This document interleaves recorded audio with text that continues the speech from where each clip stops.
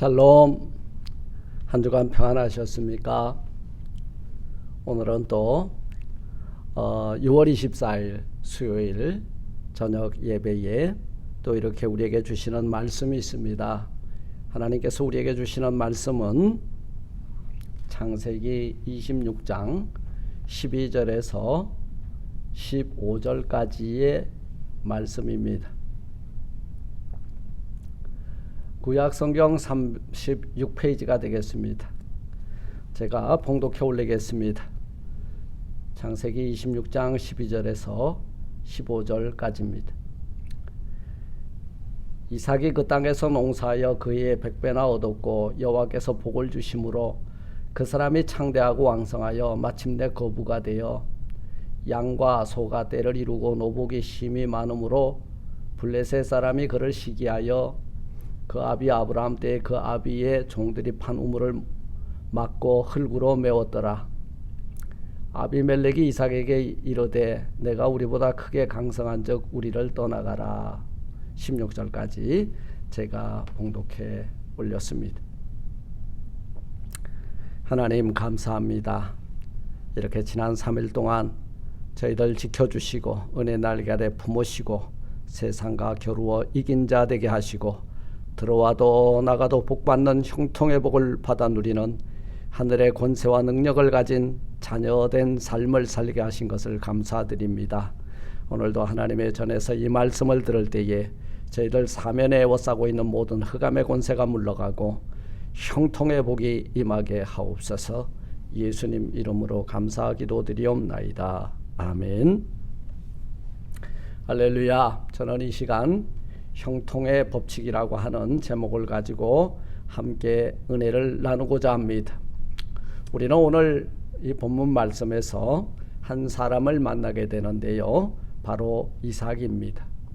이삭은 형통한 사람이었습니다.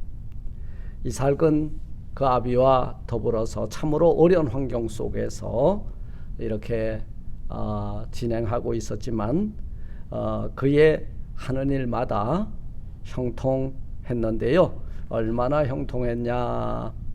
블레셋 사람들이 시기할 정도로 형통했다. 오늘날로 말하면 미국의 이민자가 미국에 사는 사람보다도 잘 됐다 그 말이에요. 얼마나 형통했으면 블레셋 사람들이 시기를 했습니다. 우리 성도들도 우리는 나그네 민족으로 살면서 미국 땅에서 이민자로 살아나가지만 여러분 이 말씀을 듣는 가운데에 형통의 비결을 발견해서 형통한 복을 받아 누리는 성도들이 되시기를 주님의 이름으로 축원을 드립니다. 이삭이 잘 돼야 잘 안 될래야 안 될 수가 없었던 이유가 있어요. 그것은 바로 그 아비 아브라함의 신앙을 유산으로 물려받았기 때문입니다. 본문에서 형통의 복을 누린 이 이삭의 비결을 발견해 보고 또 우리 생활 속에 적용함으로 어떤 경우에서라도 이삭과 같이 우리는 아브라함의 후손으로서 형통의 복을 받아 누리는 저와 여러분들이 되시기를 주님의 이름으로 축원드립니다. 우리는 어떤 일이 있어도 이 형통의 복을 받아 누리려면 어떤 일이 있어도 다른 길 가지 말아야 됩니다. 딴 길 가지 말아야 돼요. 딴 길은 내가 갈 길이 아니에요. 아브라함은 어떤 길을 갔냐 하면 순종의 길을 갔어요. 이삭은 어떤 길을 갔냐 하면 자신의 목숨도 제물로 드릴 줄 알면서도 아버지를 따라갔다는 거예요.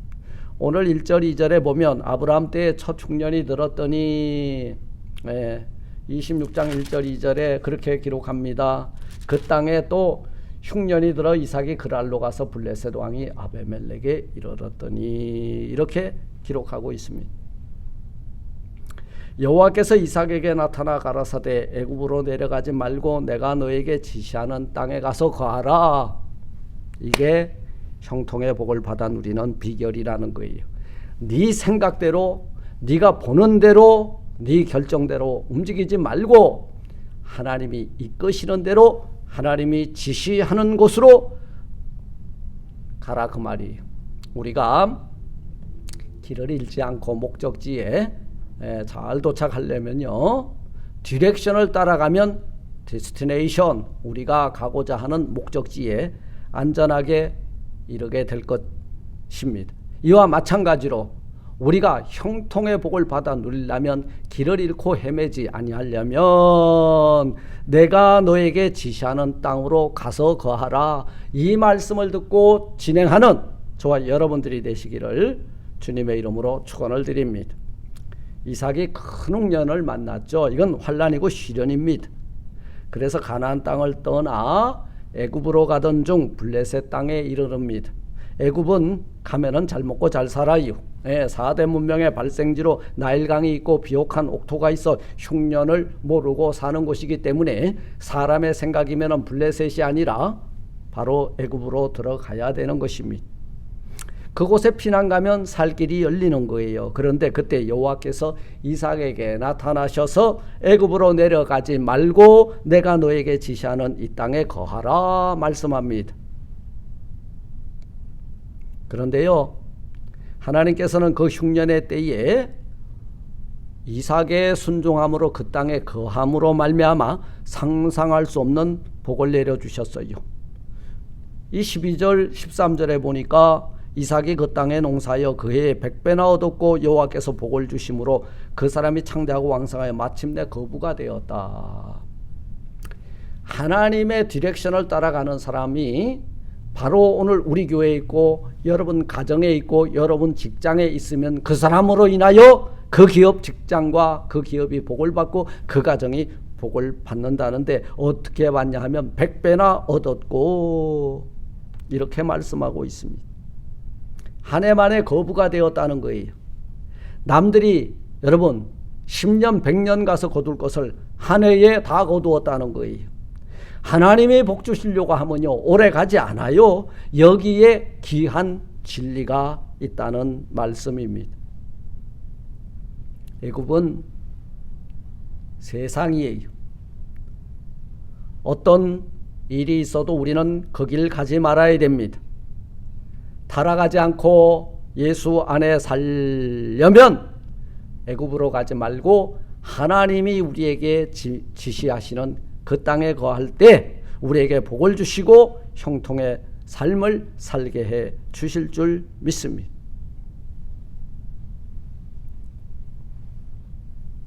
두 번째, 형통의 복을 받아 누리려면요 어떤 일이 있어도 이걸 붙들어야 돼. 약속의 말씀을 붙들어야 된다 그 말이요. 하나님께서 우리에게 약속하셨잖아요.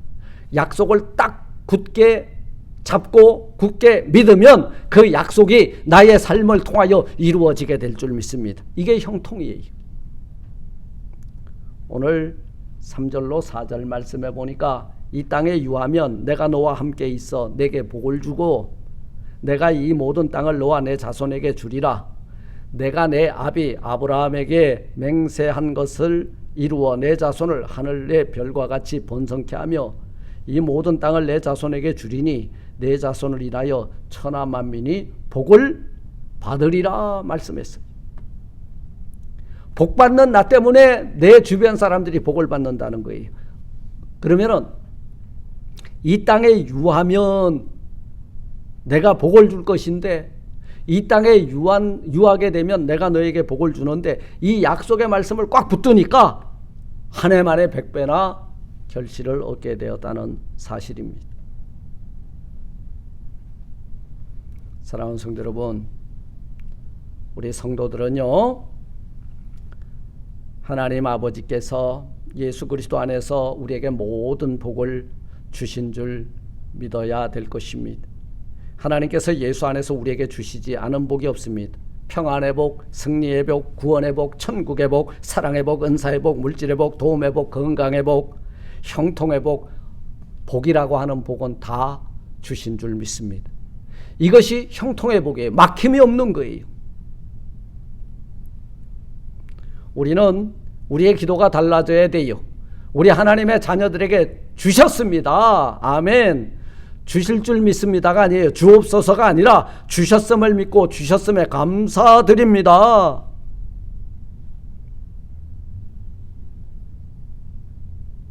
이런 아무리 힘들고 어려운 환경 속에도 우리에게 주시겠다 약속한 약속의 말씀을 딱 부여잡을 때 그때 우리 환경에 역전이 일어나게 될 줄 믿습니다. 세 번째, 어떤 시험이라도 이기는 자가 되어야 됩니다. 오늘 6절로 11절에 보니까 이삭이 시험을 당합니다. 이방 땅에서 아름다운 그 아내 때문에 누이라고 했다가 블레셋 왕에게 책망을 받는 내용이 나와요. 이삭에게 마음의 갈등과 시험은 컸습니다. 두려웠습니다. 하나님은 그냥 복 주시지 않아요. 이 시험을 이겨야 복을 받습니다. 이 테스트를 통과해야 은혜를 받습니다. 시험을 이기기 전에는 그 복이 아니에요.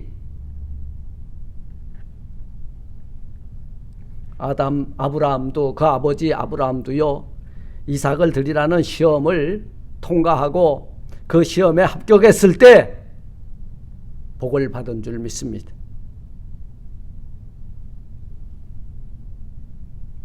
네 번째,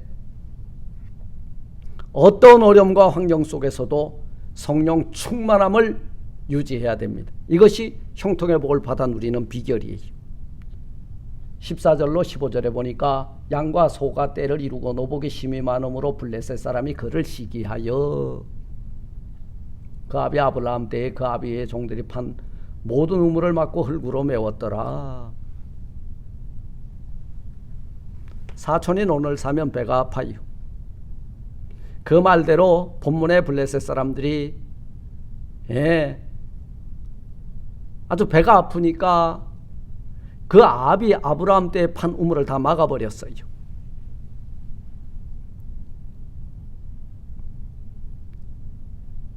남의 땅을 빌려서 농사하는 사람의 서름을 이삭이 당했습니다. 그러나 이삭은 환경 바라보지 않았어요. 하나님 바라보았습니다. 그러함으로 다투거나 싸우지 아니하고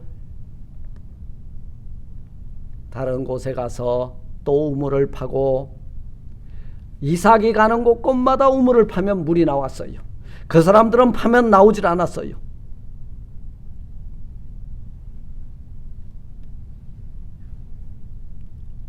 네 번째, 부엘사바 우물을 파서 성공하게 되고, 부엘세바는 7 우물이라는 뜻이 여기에 숨어 있어요. 여러분, 가물어 메마른 땅,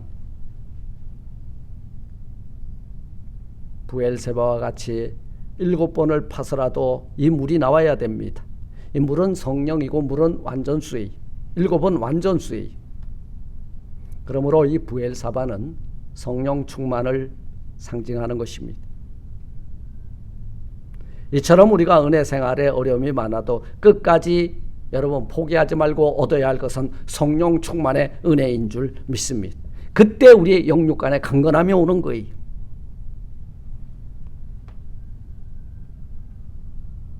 사랑하는 성도 여러분, 말씀을 맺습니다. 우리는 지금 예수 그리스도 안에서 그 말씀에 순종하고 그 약속의 말씀을 의지하고 지시하는 곳으로 가라.